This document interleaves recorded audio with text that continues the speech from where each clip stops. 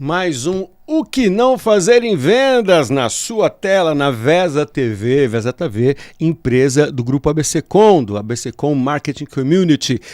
O Que Não Fazer em Vendas é um podcast semanal que passa aqui na Vesa TV, episódios inéditos às terças-feiras, às 21 horas e 30 minutos, reprises ao longo da programação. Talvez você esteja vendo reprise, talvez você esteja vendo no YouTube, certo? Temos uma playlist no canal da Vesa TV, no YouTube, com todos os nossos agora 62 episódios, porque esse aqui é o 63º episódio, seu Luiz. Ó, já estamos aquecidos, hein? Ó, agora já não é mais brincadeira, não. Não é, já cara? Já estamos fortes no negócio. Não Já é? sabemos como fazer. 62 episódios, cara. Já prontinhos, lá guardadinhos. É já. história. E ó, não só isso. No final do ano passado nós ganhamos prêmio aqui. É verdade, a gente não tá falando, certo? Caraca, Assim, a gente ganhou prêmio aqui, é isso. cara. No prêmio ABC da comunicação, ganhamos case de sucesso ali, o prêmio prata com o podcast entre os melhores programas de TV, aqui premiados pelo prêmio ABC da comunicação, que é um prêmio que anualmente ele premia dezenas de empresas, dezenas de profissionais, dezenas de conteúdo, não só do nosso ABCD, mas do Brasil inteiro. Agora um grande prêmio, fica aí a dica, fica o convite também para você acompanhar o prêmio ABC da comunicação. Pois é, então é isso. A gente espera que você esteja usando esse conteúdo para trazer consciência, resultados para o teu negócio. A gente tem certeza que se você pegar o que a gente está apresentando para você aqui e aplicar no seu negócio, vai gerar diferença para você. Exatamente. Vai gerar resultado positivo, temos certeza. Exatamente. Mas, Hugo, a gente está junto aqui de par de vaso. certo? Estamos de par de vaso. Estamos aqui de camisetas pretas e tal, pá. Porque quando a gente está um do lado do outro, Ah, tem convidado. é porque tem convidado aqui na frente. E você já tem percebido, dessas últimas 3, 4 semanas, a gente tá numa pegada aqui, Hugo, de conteúdo denso, com qualidade altíssima. Régua lá em cima. Subiu bastante a régua. Espero que você esteja gostando, porque a gente também tá gostando bastante. Mas, vamos lá. Antes de mais nada, Ok. onde eu encontro o Hugo? Hugo Santos, você encontra como Hugo Palestrando no Instagram, no LinkedIn, no TikTok, mais no Instagram e no LinkedIn, mas você encontra lá Hugo Palestrando, recortes, materiais, conteúdos importantes. É lógico, falar sobre podcast, sobre as atividades de palestras e consultoria, é só chamar por lá. E você, Luiz? Você me encontra no Instagram, no LinkedIn, no TikTok como Luiz Schmidt. É Luiz com Z, SCHIMITD no final. Luiz Schmidt, você me encontra lá, todas as redes. Segunda a sexta-feira tem conteúdo. Em breve estaremos em outras redes também. Aham, E muito bem. aos poucos eu posso ir falando para vocês. Por enquanto ainda não. Mistério.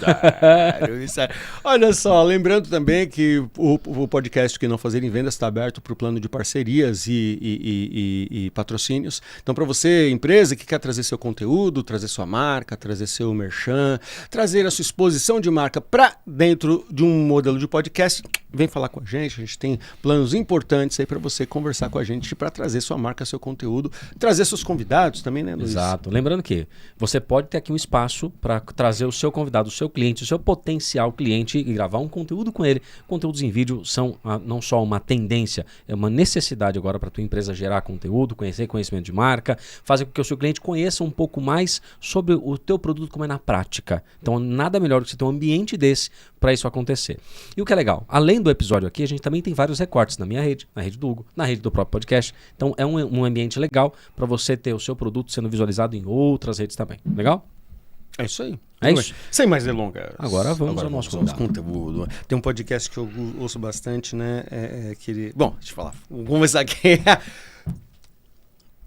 Termo que todo mundo fala, mas pouca gente explica. Growth Hacking, certo? O tema de hoje fala sobre Growth Hacking.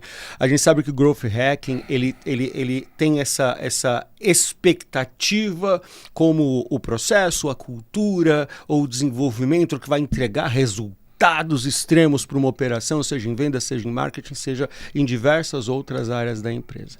Só que a gente sabe que existe sim uma cultura ali que fala do esforço máximo e de imparáveis e de todas as coisas e acaba se juntando e gerando um certo folclore em torno da questão do que é Growth Hacking. Então a gente resolveu trazer um especialista aqui para a gente começar a desatar alguns nós. Começar a entender efetivamente onde o Growth Hacking se aplica, onde ele realmente, quais expectativas você pode esperar dele e principalmente em que direção você profissional pode ter esforço de aprender e implantar as experimentações do Growth Hacking, certo? Ele é um jovem talentoso empresário, tem 28 anos, pai e marido, formado em publicidade e propaganda pela Universidade Metodista, tem mais de 10 anos de experiência na área de vendas, marketing, lidera operações comerciais com estratégia de Growth Hacking orientadas à performance real. Ele é sócio e CRO do Grupo NeoHack e cofundador da Growline. Growline, muito bem. Nosso amigo Marcel Tonelli. Luizão. Que bom, mano. Cumprimento do podcast, né? Tem que ter. Ninguém sabia que a gente já se cumprimentou ali atrás. Não é como se nos vimos agora. Né? Mas, cara, muito Seja obrigado muito bem-vindo. pela oportunidade. Pô, um prazerzão estar aqui com vocês, cara. Seja muito bem-vindo. Muito obrigado. Hugo, você falou um pouco sobre growth, né? Uhum. Mas é o seguinte, cara, eu, na minha empresa, eu contratei aqui uma galera e eu comecei a trazer leads. E eu fiz uma campanha. E eu fiz também marketing e tal. Estou fazendo growth. Ah, claro. Sim ou não? Uhum. Há um contexto muito diferente. E aí, além do growth, que a gente vai falar bastante aqui, também vamos falar de gestão de crescimento. E aí, eu acho que a gente vai, né, Marcel, desmistificar um pouco dessa questão do que é esse negócio do growth, porque as pessoas confundem um pouco com marketing digital ou com alguma outra, né, técnica. Tráfego pago? Tráfego pago, eu tô fazendo growth. Não, você não está.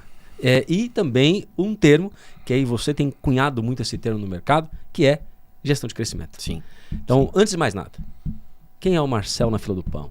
Putz, acho que o Hugão, ele já resumiu bem, né, cara? Sou um jovem, né? Tô aprendendo muito ainda. Agora tô numa nova fase, numa nova cadeira aí de CRO, né? Mas, cara, eu sou formado em publicidade, né? Desde muito novo, né? Comecei a trabalhar com uns 15 anos, mais ou menos. Eu gostaria de ser designer, era essa a minha expectativa, né? Eu gostava de desenhar, era o cara criativo, não era o cara que ia muito bem nos estudos. Falei, putz, cara, meu negócio é desenho e tal, eu quero ser designer. E aí, o meu sócio também, ele teve uma agência muito jovem também, e eu fui fazer uma espécie de estágio, de trainee ali, logo com 15 anos dessa agência. E aí tive minha experiência ali como designer, eu falei, nossa, cara, não é nada do que eu tô imaginando. Aquela questão criativa de bolar aquele desenho, de fazer as coisas que vai muito da gente como criativo, né? Na verdade, não. Na verdade, a gente tem que fazer mais ou menos aquilo que o cliente está querendo. Segue o briefing. Pegar um background ali da estratégia, do negócio. E no final das contas, cara, você fica um pouco mais enxugado, assim, né? Da criatividade. É óbvio que existe uma parte estratégica, criativa também, mas não era o que eu tava buscando, né? Talvez pintor, pra mim, seria melhor do que aquilo que eu tava imaginando, entendeu? Genial. E, cara, eu venho de uma família muito relacionada a vendas, né? Como eu disse, né? Meu sócio, meu irmão, ele é 9 anos mais velho do que eu. Ele fundou uma agência muito jovem, sempre foi da área comercial. Meu pai, também, diretor comercial. Minha mãe, 30 e poucos anos de área comercial. Então, assim, não tinha muito como eu fugir, né? Então, eu tive uma experiência longa até dentro de agência, né? Eu devo ter ficado numa base de 6 anos dentro da agência. E eu nunca atuei como designer depois daquele primeiro momento, né? Quando eu fui trabalhar realmente como estagiário em agência, eu já atuei como gerente de contas pela facilidade em se comunicar. Então, sempre fiquei fazendo aquele intermédio, né? Entre agência e cliente final. Fui pegando esse gosto pela área comercial cada vez mais. E chegou um momento para mim que deu ali. Eu falei, putz, agora eu vou seguir minha jornada na área comercial. E, cara, estamos aqui até hoje, né? Passei por vários processos aí, passei por algumas empresas, né? Na verdade, hoje eu sou sócio do Grupo NeoHack, não porque o Maicon, que é meu sócio, meu irmão, né? Foi o fundador, mas sim porque a gente acabou fazendo alguns trabalhos em conjuntos, a gente teve um resultado positivo. E aí, muito por conta da Growline, que é essa nossa unidade de negócio focada em pequenas e médias empresas, quando eu trouxe essa proposta para ele, deu muito certo e a gente acabou agregando mais uma empresa no grupo, que é a Growline, e aí eu acabei assumindo como CRO de todo o complexo aí, vamos dizer, né, das empresas. Muito bom. Parabéns, cara, legal. Não, é muito legal isso porque assim, né, de falar jovem e tal, não é comum hoje um jovem de 28 anos já ter 13 anos, não é isso? Fiz a conta certo? Não mais? Não, se somar tudo, talvez dá uns 13 anos. Não, mesmo. desde os 15 anos, Sim. né? Então, assim, não é comum isso. Então, parabéns por isso. Porque a gente sabe que, se de um lado é um grande desafio, mas ter as primeiras experimentações cedo, principalmente quando você já tem, até por conta de um contexto familiar, já uma possibilidade de direcionamento, faz todo sentido para a tua primeira pernada Sim. de jornada já ser direcionada a resultado, né? O resultado não vem por acaso, né? Sim, E aí, lógico, usar das possibilidades que se tem à mão para crescimento é fundamental. Parabéns por isso, gostei. Obrigado. Gostei de saber. Gostei Obrigado. Obrigado. Indo nessa linha, na tua concepção, o que é o growth? Cara, essa é uma coisa que a gente vive discutindo, assim, né, com o mercado. Na verdade, é uma discussão sadia mesmo, porque ainda, querendo ou não, growth é uma coisa nova aqui, né? Apesar de que lá fora já não é, né? Hoje, você já vê com mais frequência, mas não tanto, você vê departamentos de growth dentro das empresas, né? Então, tem muito essa incógnita, pô, como que funciona? E, obviamente, alguns setores aproveitaram da nomenclatura para vender um produto que não é growth, né? Que é tráfego pago, né? Como performance. Olha, Luizão, eu já tentei de várias formas encontrar o melhor caminho para dizer. Mas, cara, eu acho que resumindo, a gente sempre gosta de falar dentro da NeoHack que growth é uma disciplina focada em crescimento. Então, a gente sempre está olhando para o crescimento do negócio que visa ROI desproporcional, né? Então, ROI, retorno sobre investimento. Então, como que com o mínimo de investimento ou energia, né, que energia está ligada a investimento também, eu consigo chegar numa máxima de resultado, né? E o Growth, ele trabalha com dois princípios de base super importantes, que é dados e experimentos. Sem dados, a gente não consegue fazer nada. Então, o Growth, ele não trabalha com achismo. O Growth, ele trabalha com informação. E aí, acho que em algum momento a gente vai falar sobre cultura, né? Que é uma coisa que pega relacionada a dados.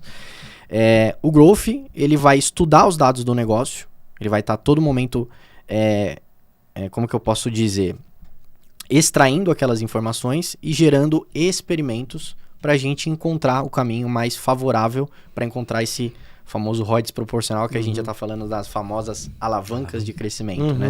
São aquelas ações, iniciativas que a gente cria, e aí não necessariamente precisa estar atrelado a tráfego pago, e sim a jornada, processos, produto, branding, várias outras coisas, para encontrar esse denominador de receita, né, elevada, onde a gente consiga replicar ele todos os meses. E às vezes eu brinco com alguns clientes, né, principalmente do varejo, né? Growth Hacking, o objetivo do Growth Hacking é a gente encontrar uma Black Friday a todo momento para a gente utilizar todos os meses, né? A gente sempre tá pegando essa linha, né? Vamos dizer assim. E a gestão de crescimento, como o Luiz disse, né? Que vem complementando muito o nosso portfólio de trabalho, né? Hoje até representa mais do que o Growth.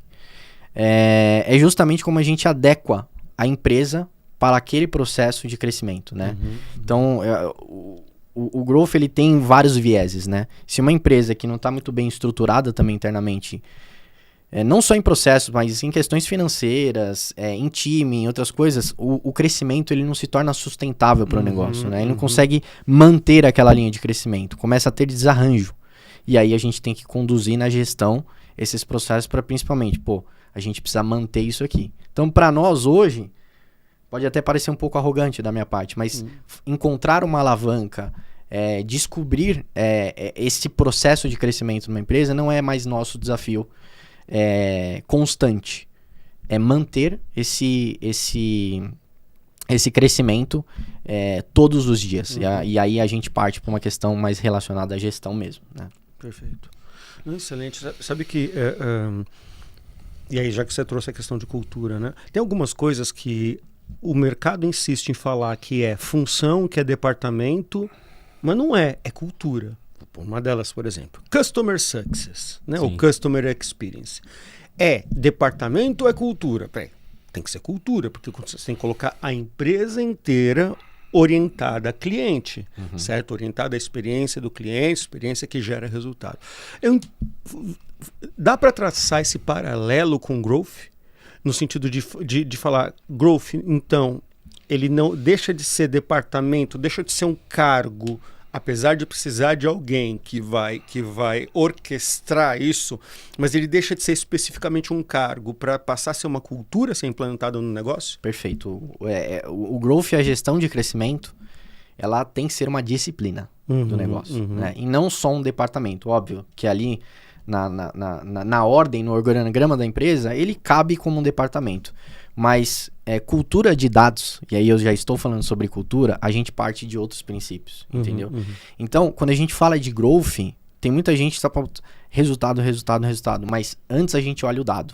E quando a gente olha dado, aí a gente começa a encontrar as bundinhas na janela, sabe? As rupturas da empresa. E às vezes a ruptura não está necessariamente relacionado ao produto do cara. Ao ICP do cara, ou ao público-alvo do cara. Não tá. Às vezes está relacionado a um processo interno, que é feito de má forma. Entendeu? Então, sim, o growth ele tem que passar por esse princípio de cultura do negócio. A empresa que tem a cultura de dados, ela já tem um comportamento diferente. Sim. Que é justamente tem muito empresário que toma decisão assim, né? Sim. Onde bateu o vento aqui, eu vou indo, ou fulano de tal fez aquilo, ciclano de tal fez aquilo. Não, mas e pro teu cliente? E pro teu momento? E pro teu tipo de negócio? Pro seu tipo de modelo? Aí a coisa muda, entendeu? Eu sei que o Luiz tá com uma cacetada de perguntas, mas eu tô com uma curiosidade. Manda aí. Talvez de uma só. E aí dessa a gente... Alguns episódios atrás, a gente teve aqui o César Montanha. Você ia falar isso? E sobre precificação era o episódio. Acho que foi o 59, alguma coisa. Você que está assistindo aí, busca lá. Foi um dos episódios, depois que você assistir esse aqui, é claro, né?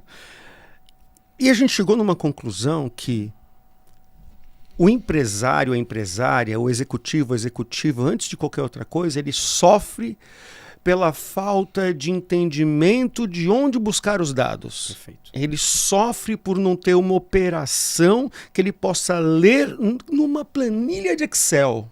Legal? Você tocou num ponto maravilhoso. Então, assim, quando a gente fala de cultura de dados, ou o profissional hoje tem que ser data-driven, o quanto é um desafio para vocês que trabalham com growth, a falta de capacidade, de cultura, de consciência da empresária, do empresário, do executivo, da executiva em conseguir ler o negócio dele em números claros. É absoluta. Essa é uma dificuldade latente. Porque a grande parte das empresas até tem dados. Eu não preciso dizer que esses dados estão sendo coletados da forma certa, porque tem esse porém também. Mas ele acaba não utilizando porque ele não sabe o que fazer com esses dados. Então perde relevância para ele.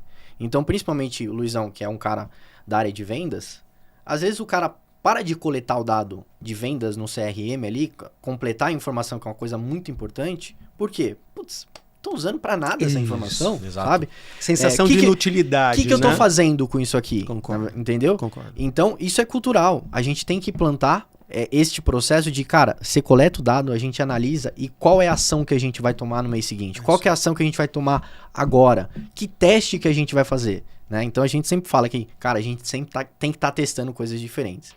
E aí tem muita gente que fala assim, putz, fazer teste, eu vou ter que gastar dinheiro. Não necessariamente. Às vezes você tem tanta ruptura dentro do seu negócio que, cara, é script. É jornada, é ajustes que não estão envolvendo dinheiro, né? É você saber precificar certo pro seu perfil de cliente ideal, é você saber a ordem do teu produto pro teu cliente. Mas como que eu faço isso, cara? Primeiro, eu tenho que olhar pra informação. Primeiro. Desmistificando uma coisa aqui. Isso quer dizer que quando eu tenho uma empresa que tem uma cultura de análise de dados, eu começo a gerar números e tal, e a análise desses números com os testes, então basicamente isso pode ser growth, legal. Mas isso quer dizer que quando eu tenho uma empresa que tem indicadores, isso quer dizer que eu tenho growth? Não. Growth é justamente essa... o growth ele precisa de ação. Se você tem dados, você é uma empresa que tem dado. E no mundo de hoje, isso deveria ser uma obrigação. Obrigação. Porque hoje está cada vez mais desafiador. Está cada vez mais caro fazer as coisas. Está cada vez mais difícil chegar no nosso cliente. né? Então, perdão, Luiz, eu até perdi o enredo aqui. Quando uma empresa que tem indicadores, ela não tem growth. Só para que não haja confusão. Exato. Quando tem um KPI, eu não tenho growth. Então, growth é usar essa informação para fazer um teste e obter um resultado a partir disso. Certo? E óbvio, tem que ter uma estratégia por trás desse teste. Não é um teste vago. Ele tem que o que a gente quer? Porque o growth dentro das empresas que operam growth real, ele tá ali para mexer em indicador, melhorar um indicador chave. Preciso melhorar minha taxa de conversão X.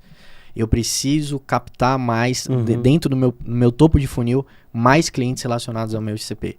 O Growth ele vai estar sempre criando testes para melhorias de indicadores chaves para o negócio. Entendeu? Então, é isso, Luizão, é isso. Voltando no episódio de precificação.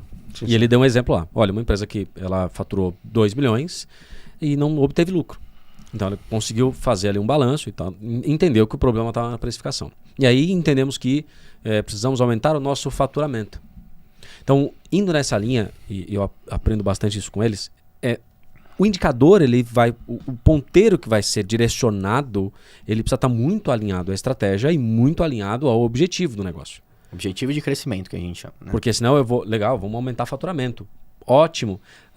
Rasga de colocar faturamento para dentro, mas a margem tá uma porcaria.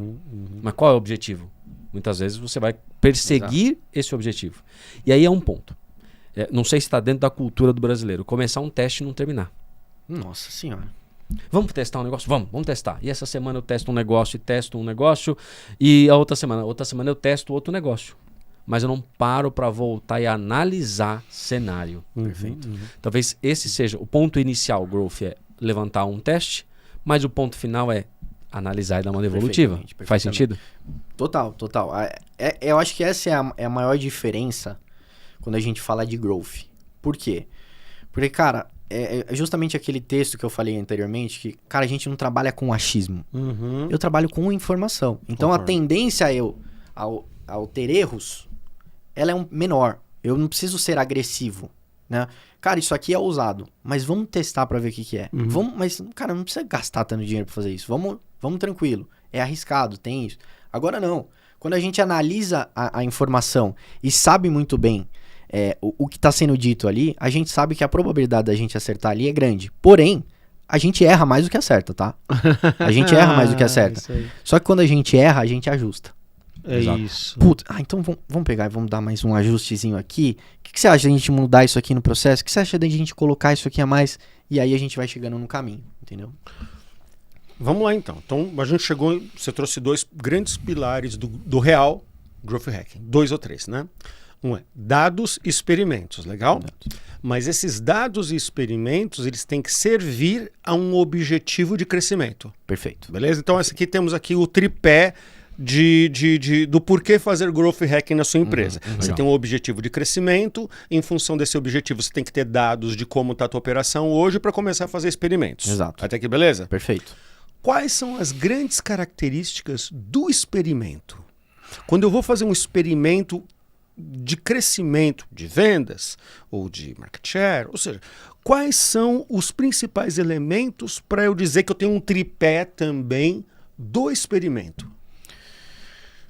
Vamos lá, como que eu talvez possa explicar isso? A gente sempre fala que essa questão de, o que é um experimento? O experimento é a gente criar uma ação, uma iniciativa. Basicamente isso. Então, vamos supor aqui que a gente entendeu que a gente precisa, através dos dados, a gente entendeu que a gente precisa mudar o nosso processo de jornada. Então, a gente vai redesenhar essa jornada e metade do time vai fazer essa jornada com o topo de funil, com a galera que está chegando ali, e a outra metade vai manter o que está. E aí, a gente está fazendo um experimento ali. Isso o experimento ele sempre está relacionado a uma ação. Mas primeiro, a gente tem que entender qual é o objetivo. Exato. Isso é o mais importante. Exato. Cara, qual que é o objetivo de crescimento da tua empresa neste momento? É aumentar a receita? Porque tem muita gente que fala assim, eu quero vender mais. Tá, beleza. Eu quero crescer. Então, normalmente o cara que quando ele fala, eu quero crescer, tá? Calma. Tem várias formas de crescer. Tem várias formas de aumentar a receita. no seu negócio. Às vezes você não precisa ficar trazendo mais cliente para aumentar a receita. Não. Só você aumentar o preço, né? Como que eu faço isso? Ou vender mais dentro da base. Ou vender mais dentro da base, aumentar o preço, ou criar upsell, cross-sell, enfim. Qual é a medida que a gente toma para fazer isso? Então, vai muito de encontro ao objetivo, de fato, né? Sim, então, sim. qual que é o objetivo? O que sua empresa necessita?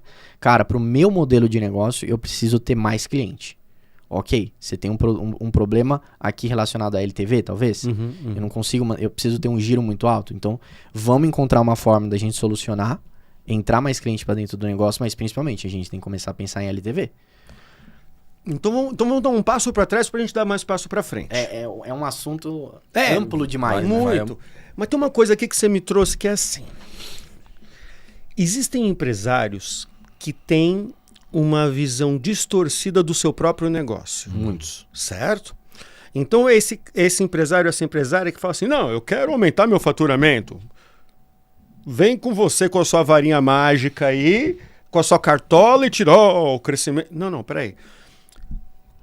O empresário ou empresária, ele precisa ter uma melhor visão das possibilidades do seu negócio. Ele precisa ter uma melhor visão dos desafios do seu negócio. Porque só aqui a gente fala aumentar o faturamento. Você pode aumentar o faturamento aumentando a LTV, se for de receita recorrente. Né? LTV é o tempo que o cliente fica com você. Né? Você vende mensalidade. Se o cliente fica 6 meses com você, provavelmente você está lascado. Se ele fica 36 meses com você, beleza, começa a ficar... Se ele fica pelo menos 18, legal, talvez você esteja empatando dinheiro, certo? Então, assim, a gente falou de vender mais dentro da mesma carteira, falou de aumentar a LTV, falou de, buscar novos clientes.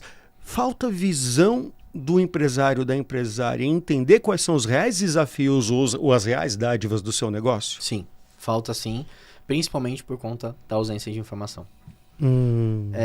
E também tem uma questão muito relacionada ao ego do empresário também. Ele acaba se perdendo durante esse processo. Aconteceu isso, hein? Boa. Ele acaba se perdendo, né? Sim. O empresário, às vezes, a linha final é a mais importante. Quanto você fatura aí por ano? Mas peraí, quanto que tá sobrando? É isso aí. O que você tá fazendo com isso? É isso aí. Qual que é o teu objetivo de negócio? Porque isso. às vezes o objetivo do negócio tá relacionado a empatar. Sim. O cara tem um modelo de negócio que ele quer ser vendido. Cara, a gente tem que colocar muito experimento pra dentro de casa. A gente tem que fazer muita coisa acontecer aqui pra gente encontrar a chave, tornar esse negócio viável e aí a gente faz o negócio ser vendido. Sim. Entendeu? Tem um exemplo grande disso? Tem vários exemplos, mas a gente tem cases de clientes que começaram como startups, né? Começaram desde o início com uma cultura de dados e desde sempre efetuando experimentos. Quando a empresa chegou no denominador favorável para uma negociação, e esse era o objetivo da empresa. O objetivo da empresa era ser vendida. Então a gente não precisava tornar essa empresa extremamente lucrativa. A gente tinha que tornar essa empresa extremamente promissora. Então quando a gente tomou ela promissora, a gente conseguiu tornar ela atrativa para o mercado para ser abraçada, vamos dizer assim, né? Sim. Antes da matemática tem a filosofia empresarial que precisa ser repensada, né? Sim. Só voltando numa questão do experimento. Por favor. O experimento ele nasce a partir de um diagnóstico. Sim. Ele não nasce do nada. Então eu fiz um diagnóstico, dali a gente identificou. Cara, tá ruim. Aonde? Tá ruim na prospecção. Tá bom. Vamos testar?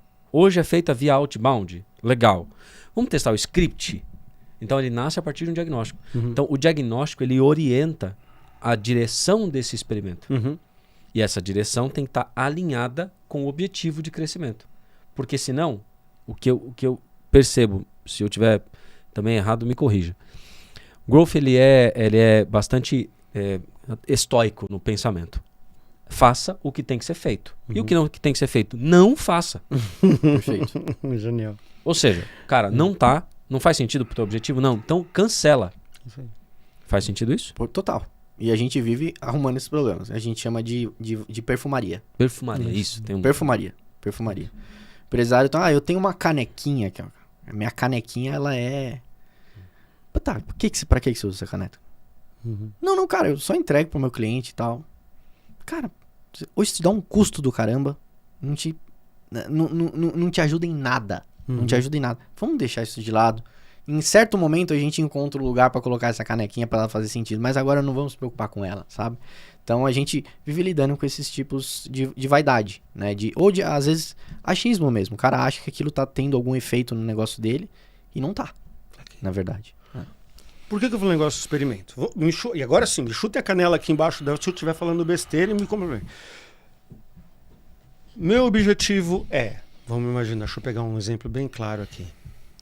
Meu objetivo é reduzir a dependência de outbound, por exemplo.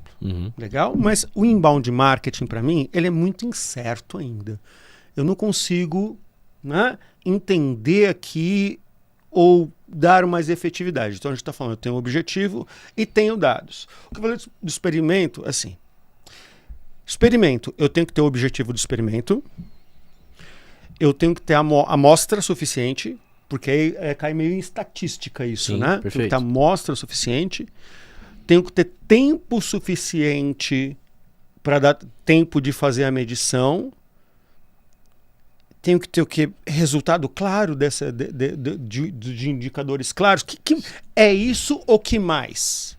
Normalmente tem que ter um KPI ali por trás, né? Então, um dado que eu vou olhar para ele o tempo inteiro. Exato. Tá. Tem um dado ali que eu preciso entender qual que é o caminho dele, entendeu? Vou dar um exemplo aqui, que é muito importante, inclusive, tá?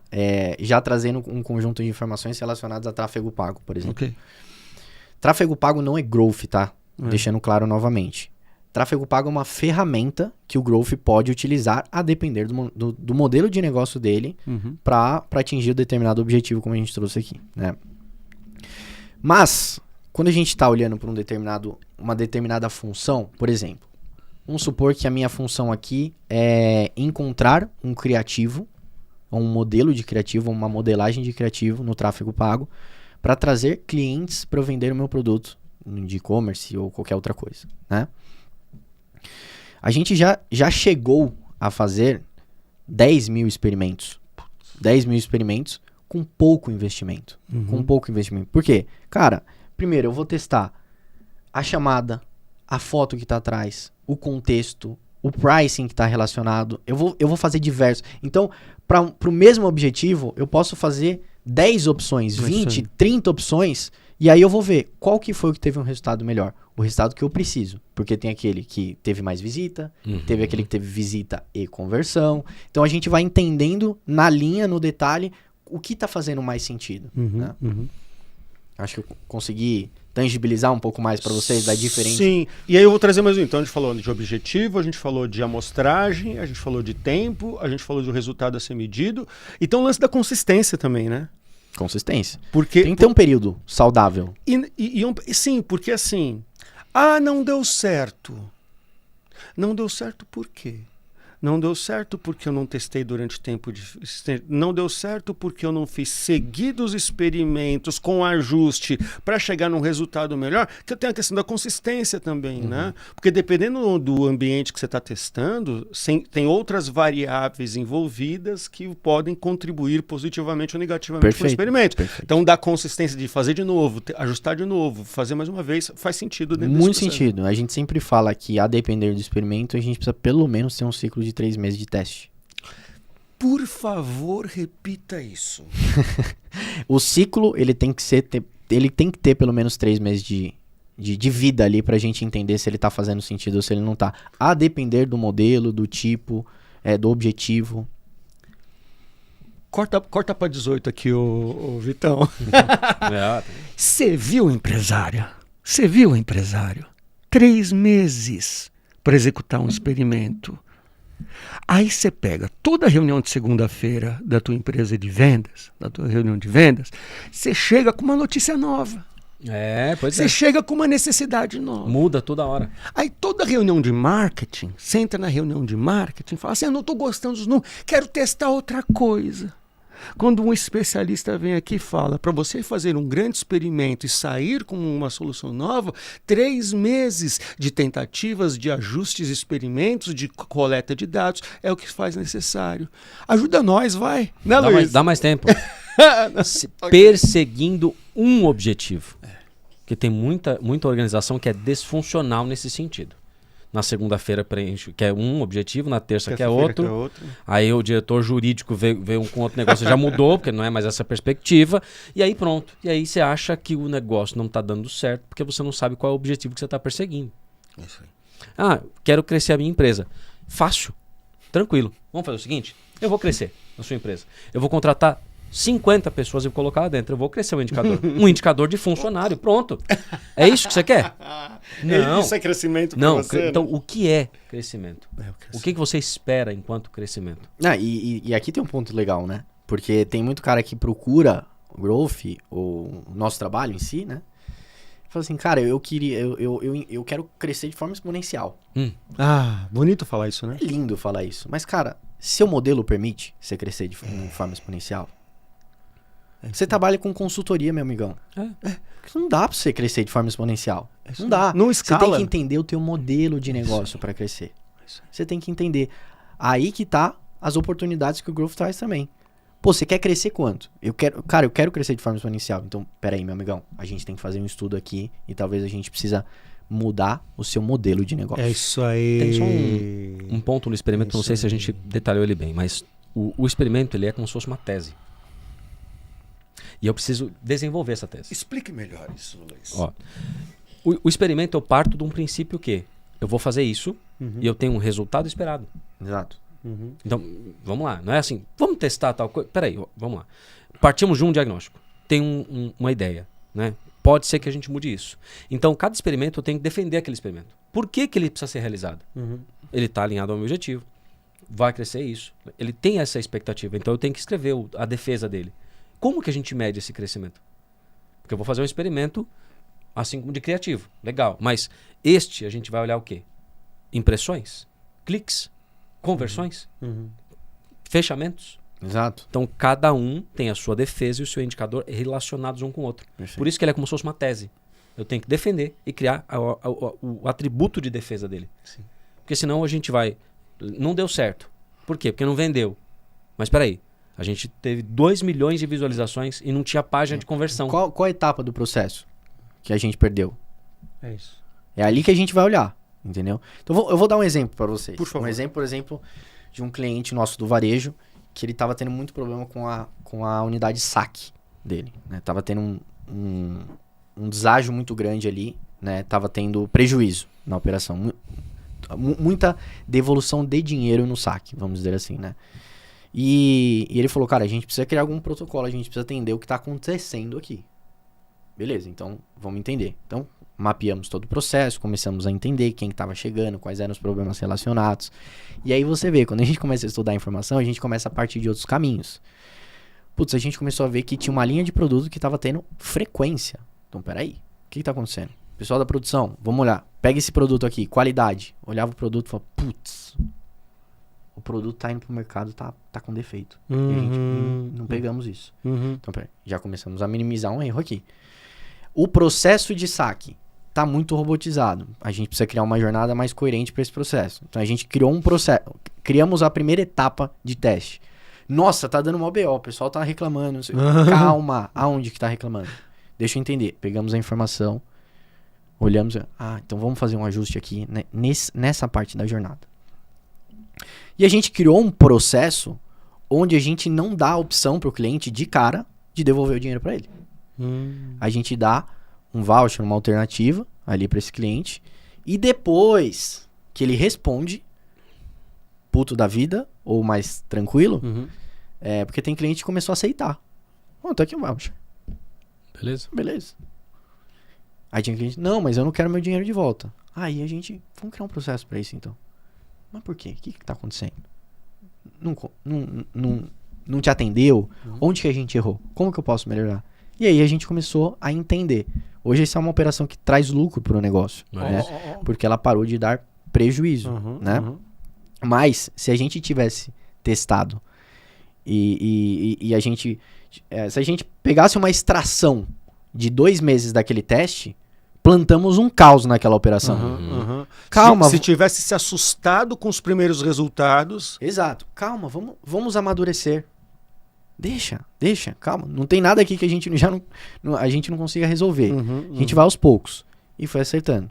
Cara, demorou uns 6 meses pra gente entender o caminho e depois replicar todos os meses. Replica. E hoje essa operação não traz mais prejuízo, traz lucro pro negócio. Bom, então, indo nessa linha, falamos de experimento, falamos de growth, e faltou falar de alavanca. O que é uma alavanca de crescimento, né? Eu acho que é basicamente isso, Luizão. É a gente tornar essa medida replicável. Por isso que eu falo, o Black Friday não é replicável. Por quê? Porque ele é uma data. Mas como que eu consigo encontrar um Black Friday todos os meses dentro do meu negócio? É aí que tá a chave, entendeu? Às vezes a gente consegue fazer com uma alavanca, às vezes com 2, 3, 4, 5. Quanto mais alavancas a gente encontrar, melhor ainda. Mas às vezes uma alavanca muda a vida do negócio. E aí a alavanca, Luizão, ela pode morar em vários lugares. Ela pode morar em branding, ela pode morar no produto, ela pode morar na jornada, ela pode morar em vários processos do negócio. Vou dar mais um exemplo aqui para tangibilizar melhor, tá? Chegou uma empresa para nós no ano passado, que inclusive era uma empresa que estava passando por certa dificuldade financeira, e eles trabalhavam com produtos doces congelados. Esse era o business deles, né? E eles falaram, cara, a gente vende muito para nossa região aqui, a gente queria expandir e tal, só que a gente está tendo muita dificuldade, né? Porque, poxa, e aí, tá, por que vocês estão tendo dificuldade? Vamos entender primeiro quem é o perfil de cliente ideal. Vamos entender quem está comprando esse troço de vocês. Que esse é o passo mais importante. Gente, público-alvo é para quem está montando um negócio. Tô montando um negócio, tô imaginando aqui meu público-alvo, beleza. ICP é para quem eu vendo. Para quem que eu tenho que gastar dinheiro e energia. Esse é o primeiro indicador chave que o Growth vai perguntar. Vou dizer, só um parênteses, não perde não, que em 63 episódios, talvez uns 40, A gente fala disso. a gente fala de CP. Mas verdade. bora CP lá, bora lá. É o ICP que traz resultado para o negócio. É onde vale o investimento, porque ele retorna. Né? Então, e aí o que aconteceu? A gente começou a analisar esses dados, essas informações, e a gente realmente falou, nossa, o perfil de compra de vocês, ele é local. Ele é da região. Só que, cara, ninguém come doce congelado todo dia. Ninguém vai comer doce todo dia. Verdade. A gente precisa encontrar uma forma de fazer com que essa pessoa fique mais tempo, consuma mais produtos e até experimente mais produtos. Porque às vezes a gente via que a pessoa comprava mais os mesmos produtos e, poxa, tinha um portfólio de 270 SKUs, 280 SKUs. Pô, você não sabe vender 5 produtos direito, né? Você quer ter 250? Então, peraí, vamos começar a enxugar produto aqui, porque você trabalha com materiais perecíveis também, né? Então, olha aí a lucratividade do negócio. Olha a receita do negócio. Então, beleza, começamos a enxugar aqui, trabalhar aqui. E a gente entendeu que, poxa, talvez a gente vai precisar criar um produto pra gente trazer clientes novos e esses clientes que compram hoje estarem mais tempo aqui dentro de casa e até plantar outras oportunidades da gente vender outros produtos, né? Eles experimentarem outros produtos.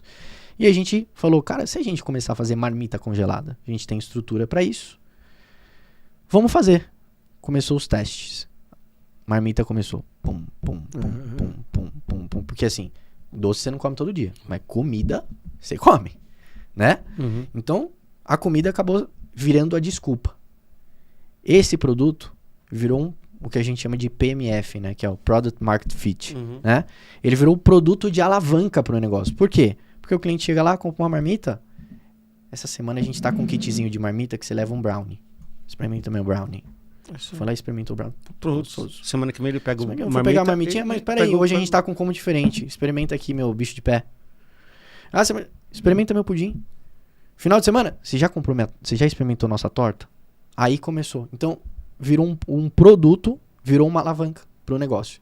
A empresa hoje vende mais marmita do que vende doce, né? Mas a margem do doce para ela é muito maior. Porque ela enxugou a margem na marmita para trazer o cliente e ela ganha mais dinheiro com doce. Há uns 3, 4 episódios atrás, a gente fez um aulão. E, né? Você pegou muito, também, né? Muito conectado. E a gente fez um aulão que era o seguinte, era ações de vendas em um mundo de incertezas, de instabilidades. Que a gente brincou com a história, né? A gente tá aqui em maio já, né? Mas assim, desde o início do ano, cada vez que você abre um portal de notícia, é um susto que você toma. Nossa Senhora. Legal, esse ano tá assim, né? E uma das coisas que o Luiz trouxe foi o seguinte, como uma empresa que está estabelecida num determinado mercado, está estabelecida numa determinada ação, mas que percebe instabilidades nesse mercado, ela pode olhar para mercados correlatos, utilizar a sua base, utilizar alguma para oferecer novos produtos. Com toda certeza. Esse é o exemplo que você trouxe aqui agora, né? Exato. E assim, o como diferenciar... Porque... vamos pensar o seguinte, chega um dos sócios dessa empresa numa mesa de reunião e fala assim, por que a gente não faz marmita? Os caras iam jogar tomate nele maluco? assim, você tá maluco, A gente cara? precisa de doce. Pô, a gente precisa de doce. Como é que a gente diferencia ideias não palpáveis, não plausíveis, não sustentáveis de ideias sustentáveis num ambiente como esse? Aí você fez uma ótima pergunta, porque... E eu acho que até eu posso dar um exemplo, que as pessoas, elas confundem produto com modelo de negócio. Opa! O que é produto? Produto é a caneca. Então, vamos supor, você come carne, Hugo? Como? Então, vamos lá. Se você precisar comer um lanche rápido, putz, tem 5 minutos pra comer um lanche. Onde você vai comer? Uma padaria, por exemplo, eu vou pegar alguma coisa, uma esfirra de carne, por exemplo. Não. Você quer comer hambúrguer? Sim, quero comer um lanche, quero comer um hambúrguer. Só que, cara, eu tô com pressa, eu preciso comer um lanche rápido. Cara, Onde você vai? No McDonald's da vida, Vai no McDonald's. Burger King da Agora vida. você fala assim, putz, hoje eu vou pegar e eu vou sair com a minha namoradinha, com a minha esposa, e eu quero comer um hambúrguer. Você vai no McDonald's? Não, nem a pau. Vou na hamburgueria. Qual que é a diferença de produto entre um McDonald's e a hamburgueria artesanal, por exemplo? Produto é o mesmo, é hambúrguer, certo? Sim. Hambúrguer é hambúrguer. Pão, carne e queijo, salvo exceções que hoje o pessoal tá querendo mudar o negócio também, né? As coisas diferentes. O produto é o mesmo. Qual que é a diferença? É o modelo de negócio. McDonald's é um fast food. Você não vai exigir uma carne com um ponto extraordinário. Você não vai exigir uma alta gastronomia. Você não quer que o Jacan entregue o lanche pra você. Certo? Você não vai exigir aquele pão, aquele brioche fofinho e tal, bem montado. Não vai. Exigir Só que o que vai acontecer, Hugo? Você vai chegar lá, você vai comer o lanche e você vai voltar. Por quê? Porque ele atende muito bem o objetivo que ele tem. É isso aí. Ele atende muito bem o que o modelo dele traz, certo? Já a hamburgueria artesanal, não. Você precisa de um ambiente legal, você precisa de uma proposta diferente, aí talvez isso vá mudar seu produto também, porque é um modelo de negócio que muda. Então, pô, a carne tem que estar num ponto diferente, eu preciso ter um hambúrguer, talvez uma embalagem diferente, uma expectativa de atendimento, né, diferente. Um portfólio de produto diferente. Portfólio de produto se diferente. envolve para Exato. vender ele ali Então, no isso céu. dita um modelo de negócio. Então, primeiro, qual é o objetivo e o que você quer? Porque tem essa parada. No final das contas, é tudo de acordo com o que o cliente quer. Você quer fazer isso? Ó, isso não dá pra fazer. Com esse modelo de negócio que você tem, isso não dá.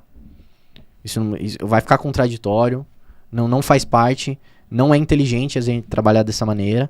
Então, assim, no final das contas, quem toma a decisão final é a empresa, né? É o empresário. Se ele quiser mudar tudo, ele pode mudar tudo. Só que tem consequências.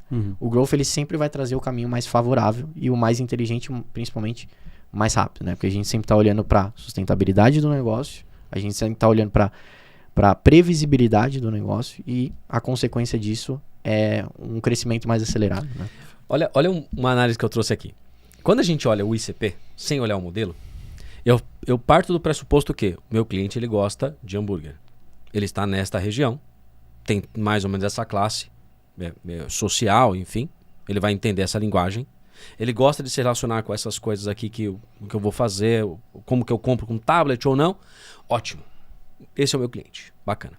Só que o cliente, nisso que a gente falou agora, o cara que come hambúrguer no Mac, ele não come só hambúrguer, nem todo dia. E o cara que come num outro artesanal, ele também não come só hambúrguer todo dia. Então eu tenho que olhar que o modelo o cliente, ele pode ser o mesmo nos dois. E o que você falou é muito, muito, muito verdade. É o que ele quer naquele momento.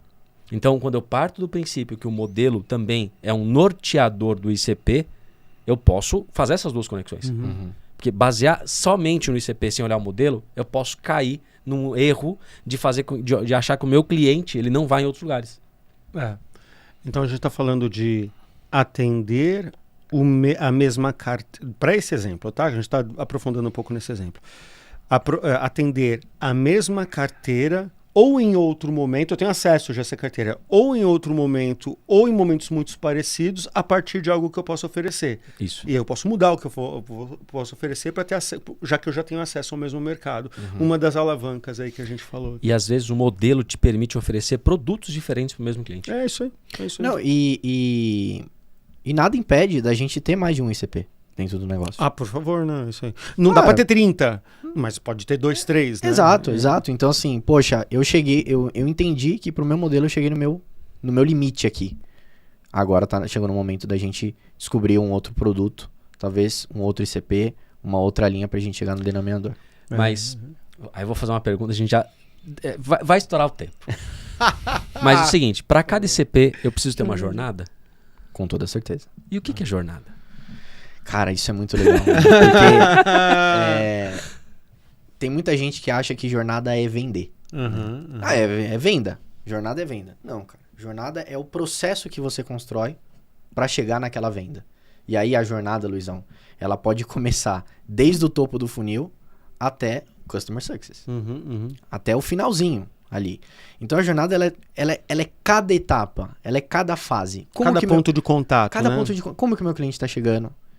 Qual que são as dores desse cliente que eu preciso trabalhar? Então, vamos supor aqui, vamos dar um exemplo de dentro de casa, da Growline. A gente trabalha com pequenas e médias empresas dentro da Growline. Tráfego pago para mim, até o momento ele não me trouxe o resultado que eu gostaria, mas o meu outbound ele faz sucesso. Beleza?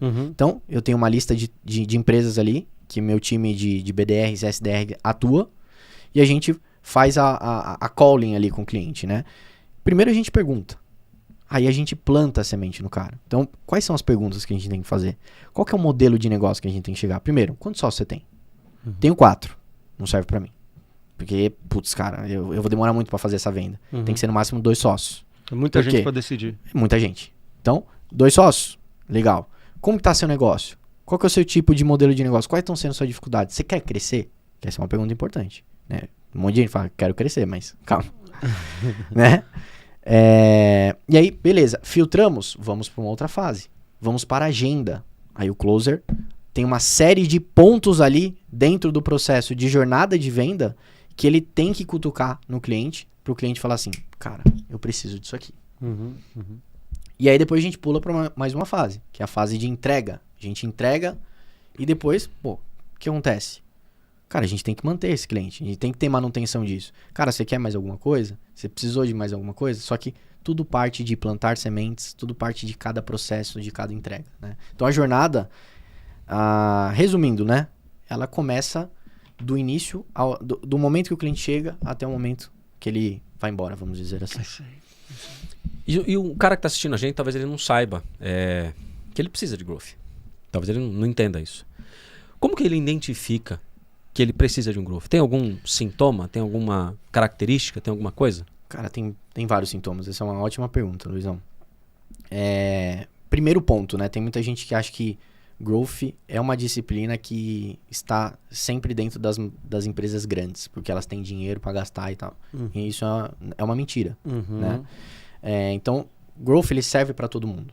Ele serve até para qualquer tipo de negócio. Tem mercados que têm modelos de crescimento mais favoráveis, tem mercados que não. A gente tem que entender. Se você está com um crescimento travado, dificuldade de aumentar a receita da empresa, você não está encontrando um caminho, ou está com dificuldade de tomar uma decisão, porque tem hora que o empresário ele chega num momento que ele fala assim, cara, eu preciso fazer mais alguma coisa, mas eu tô com medo. E eu não sei pra onde eu vou. Só que o cara não tem dado, ele não tem repertório, falta né? repertório, falta repertório pra ele. Falta repertório. E aí ele não vai, ele fica parado. E aí o tempo hoje em dia, meu amigo, ele não perdoa, cara. Hoje não tem mais bobo no futebol, não. Se você não vem pra brigar, você perde. Não tem jeito. E aí você vai ficando pra trás. E aí, às vezes, esse cara ficou tão pra trás que aí ele entra no desespero. Então, cara, primeiro, travou, talvez o growth pode te ajudar. Tá ruim? Dependendo do caso, o growth pode te ajudar. Se estiver quebrando, cara, eu não indicaria growth, porque growth vai precisar partir de um outro momento, né? Tô crescendo muito. esse é o melhor momento para growth. Porque se você já tá crescendo, cara, é o momento de você arriscar mais e principalmente o momento de você organizar as coisas para crescer mais saudável, né? Então, cara, o growth ele pode entrar em diversos processos hoje dentro de uma empresa, Luizão. Diversos. Hugão, e aí? Como é que a gente faz? Como é que a gente faz? A gente pega os dados desse cara para chamar ele para um próximo episódio para a gente conversar tudo de novo. Eu falo. Agora os nossos episódios... Vote você, eu vou falar aqui na geral. Vote você para que os nossos episódios sejam de 2 em 2. A gente vai precisar de um movimento social aí pra galera. Tem bastante coisa pra... O growth, ele é muito... Ele é mal compreendido. Principalmente. Eu acho que não tenho certeza, um dos principais objetivos aqui do que não fazer em vendas é desmistificar algumas coisas. Porque a gente sabe que tem muita gente que por falta de conhecimento ou por falta de caráter fica divulgando certas fórmulas mágicas ou certos resultados repentinos sem uma base conceitual, sem uma base metodológica forte. Exato. Não existe receita de bolo. Não existe receita de bolo. Não acreditem nisso. Não existe receita de bolo. A gente está 8 anos no mercado. E se tiver, me apresenta. Porque a gente está 8 anos batendo cabeça e não tem, cara. Cada negócio tem sua peculiaridade, tem seu tipo de dono, tem seu tipo de produto. E a gente tem que encontrar vantagem ali. Se você ficar olhando só pro vizinho tentando replicar... Vai dar errado. Exato. E muito do que a gente chama atenção aqui no programa é que se você é empresária, se você é empresário, você tem a obrigação de descer em um novo nível de profundidade do seu negócio. Ficar só na casquinha aqui, só no entendimento raso do que é o teu negócio, não te leva a lugar nenhum. Então você precisa passar a se envolver em outro nível, a despertar a sua consciência para um outro nível do que é ser empresário, do que é ser executiva, para poder atender a complexidade do mundo atual. Se você não faz isso, não adianta querer resultado mágico. Não adianta. Vai a pergunta final para ele? Por favor, seu Luiz. Vamos lá. Aqui a gente tem uma pergunta final que a gente sempre faz a todos os nossos convidados. E é a seguinte. Marcel, afinal, o que não fazer em vendas? Poxa, cara, eu sou um cara de vendas, né? Eu tô na ponta de vendas, né? Tô na ponta da receita. Também sou advisor de algumas empresas onde a maior parte eu tô dando um pitaco ali, né? E, cara, o que eu vejo com mais frequência é muita empresa contratando técnica e esquecendo da jornada. Colocando a técnica na frente da jornada. E cara, eu falo assim, é muito bom você ter um time técnico de vendas. Que tem técnica de vendas. Mas, cara, se você não tem uma jornada coerente, esse cara vai ter que pedalar muito pra vender. Ele pode ser o cara mais técnico do mundo, vai ser difícil. Então, cara, primeiro, coloca uma jornada. Quanto mais jornada, a gente sabe mais ainda aonde colocar a nossa técnica. Quanto mais a gente mapeia o processo, mais a gente conhece a jornada, fica mais fácil da gente incluir a técnica, porque a gente sabe onde vai estar a objeção, a gente sabe onde vai estar o gatilho ali para ser inserida a técnica, né? Então, tomar cuidado, não troque essas coisas. Olhe para a jornada, constrói esse processo e depois você começa a colocar a técnica. Tem muita empresa que fala assim, putz, eu não tô conseguindo vender.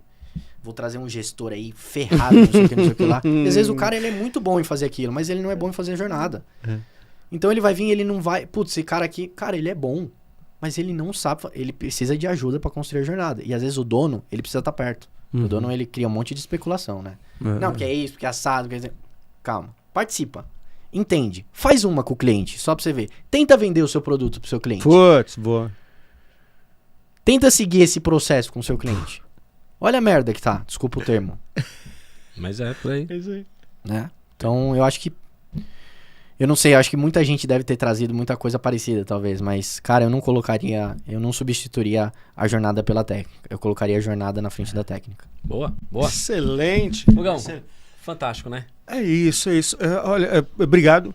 Obrigado pelo isso. teu tempo, obrigado pela tua dedicação e parabéns, porque aplicar de verdadão conceitos como esse não é simples e precisa de uma coragem bem grande, porque vender só o que o cliente quer é muito fácil. Agora, entregar o que ele precisa, Tigrão, aí é onde o bicho aperta, né? Eu digo que é aí que mora a diferença. É isso aí. Quanto mais a gente sabe o que o cliente precisa, mais assertivo a gente é na hora de vender. É isso aí. Né? E tem uma característica muito próxima, tanto do Marcel quanto do Michael. Quando você está perto deles e vê eles atuando, o cliente ele contrata um mentor que tem a obrigação de falar a verdade, por mais que doa.